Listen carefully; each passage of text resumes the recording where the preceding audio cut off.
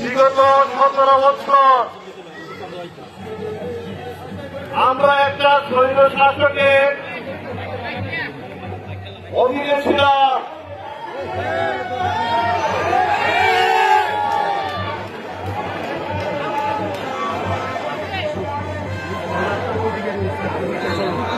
চতুর্দিকে আমাদের প্রান্তীয় ভাইদের মিছিল নিয়ে আসছেন। বাংলা বাজারে আজকের এই সভা জনসমুদ্রে রূপান্তরিত হয়েছে। আমরা 17 বছর শৈল শাসকের অধীনে ছিলাম, অন্ধকার যুগে ছিলাম। আপনারা ভোট দিতে পারেন নাই 14-18-24 জনগণের আন্দোলনের ফলে ছাত্র জনতা গত আগস্ট মাসে, গত বছরের আগস্ট মাসে বিজয় অর্জিত হয়েছে। 17 বছর আমরা পরিশ্রম করেছি। নেতা কর্মীকে তারা গুম করে রেখে দিল। হাজার হাজার লাখ লাখ নেতা কর্মী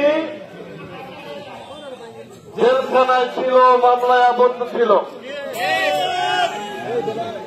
অনেক কষ্টের পরে গত বছর সিপাহী ছাত্র জনতার আন্দোলনের ফলে স্বৈর শাসক বিদায় নিয়ে গেছে, দেশ ছেড়ে পালিয়েছে, তাকে কাউকে নিয়ে যেতে পারে নাই। বাসে জমে নিতে বাংলা বাজারের নেতাদের কিনতে পারছে। সুতরাং আমরা আগামীতে ফেব্রুয়ারি মাসে একটি নির্বাচনের জন্য অপেক্ষা করছি। দেশের মানুষ একটি নিরপেক্ষ নির্বাচনের মধ্যে তার ইচ্ছা মতো প্রার্থীকে ভোট দিতে চায়। আমরা তো এই জন্যই লড়াই করছি না, কিনা করে আমরা এই জন্য কষ্ট করছি না ভাই। এখন আগামী নির্বাচনে মানুষ তার স্বাধীন মতে ভোট দেবে, যাকে খুশি তাকে ভোট দেবে এবং সেই অনুযায়ী এমপি সরকার বানাবে। আপনারা একমত আছেন না ভাই? যাকে খুশি তাকে ভোট দেয়, কি বলেন? এবং স্বাধীন মতে দেয়। এই যে ফেব্রুয়ারি নির্বাচন,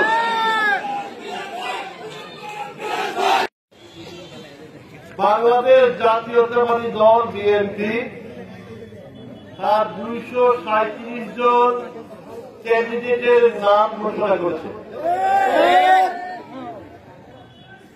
এই আসনে দোয়ারা শাসকের সুনামগঞ্জ 5 আসনে আমি আপনাদের একজন হিসাবে, আপনাদের মিলন হিসাবে আমাকে এখানে মনোনয়ন দেওয়া হয়েছে।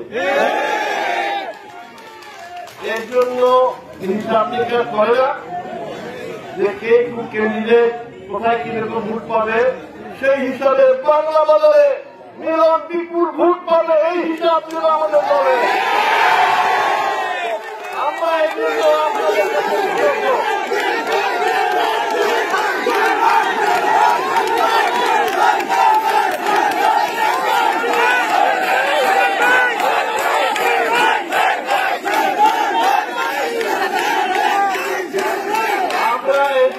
আপনাদের কাছে কৃতজ্ঞ, গভীরভাবে কৃতজ্ঞ।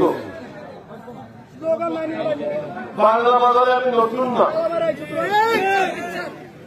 প্রত্যেক এলাকা চিনি, ওয়ার্ড চিনি, বাড়ি চিনি, মুরব্বিয়ান চিনি, যুবক চিনি, নতুন প্রজন্মের নেতৃবৃন্দকেও চিনি। কি বলেছি? আপনারা সর্বহীনভাবে আমাকে ভালোবেসেছেন, সেই তুলনায় আমি কিছুই করতে পারি নাই।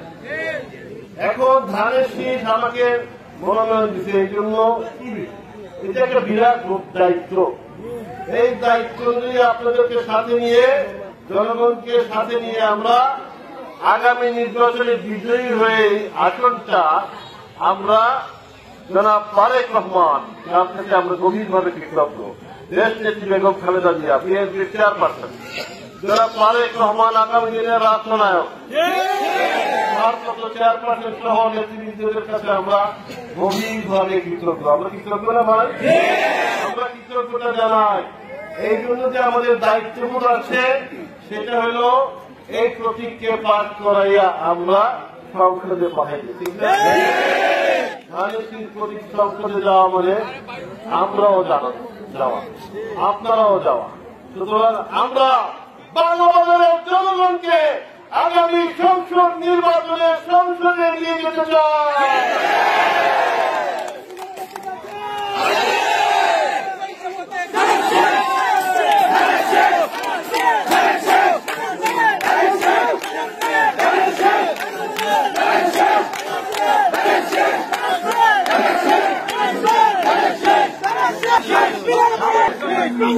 আমাদের দলের নাম হচ্ছে বাংলাদেশ জাতীয়তাবাদী